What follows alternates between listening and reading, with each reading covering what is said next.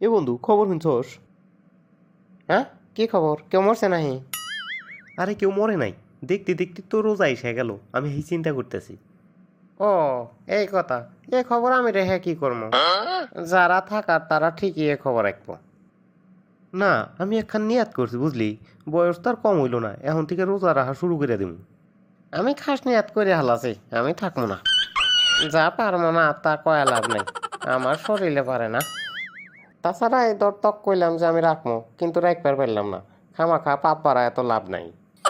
তুই রাখলি রাখ।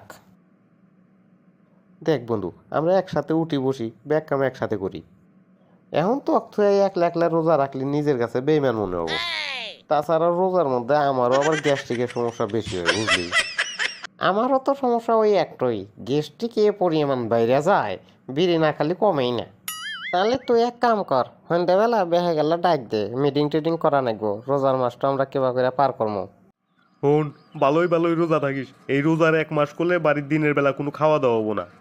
প্রতিবার রোজা আসলে আপনি করে এই তাল বাহানা শুরু হয়। আচ্ছা, রোজার মধ্যে আমি কি দিনের বেলা বাড়িতে খাই? আপনারা হেসাইতে খায়া যা বাসে তাই পানি দিয়া থই, আমি তাই সকালে 4টা খাই আর আপনি করে হাতে ইফতার করি। আমি তো দিনের বেলা আর খাই না। তারপরেও এই মাসটা আসলে আপনি করে খালি খাওয়ার কোটা, খালি খাওয়ার কোটা পাল্টা কেন? মনে হয় বাড়ি কর ছেড়ে এক দেশ বিলা যাইছিল। তে তোক বাড়ির থেকে যাবেন না করছে কেন? যে দামরা চল রোজার মাসে রোজা রাখে না, নামাজ কালাম কিছু পড়ে না, এই রমসাল বাড়ির থাকার থেকে না থাকাই ভালো। খুব তো ধর্মগুরুর মতো কথা কইতেছেন। আমার যে এক ফরজ 5 বছর আগে পাস করে দিয়েছি, হে ফরজের কথা আপনার মনে পড়ে না? না, বাড়ির কাম করস না 100টা, ও ফরজের কথা তো ঠিকই মনে আছে। এত পেশাল পারবো না। এক উক্ত নামাজ যদি কামাই দেস, আর এবার রোজার মধ্যে যদি একটু রোজা ভাঙ্গুর, তাহলে বার্সপের যত কুঞ্চি আছে সব তার পাশার উপর ভাঙ্গু। বন্ধু, বাড়ির অবস্থা তো বেশি ভালো না, পুরাই 144 দ্বারা জারি করে হালাইছে। এবার মনে হয় রোজা থাকাই নাকবো, টাল্টে পাল্টে করে লাভ হবো না। আমার বাড়ির তো একই অবস্থা বন্ধু, বাড়ির টোকার হাতে হাতে মনে করে যে পাইলা আর আতুর বাটাল জুতা মোজা যা আছে সব দিয়ে একবার মুহের উপর ডেলাইছে। যে মার দিছি রে বন্ধু, আজকে রাইতে মনে হয় আমার আজার পাওয়ারে জ্বর আসবো। কি করা যাইব বন্ধু, সবে বরাদের মধ্যে মনে হয় আমাদের রেজে কে মায়ের গুনার লেহা আছিল।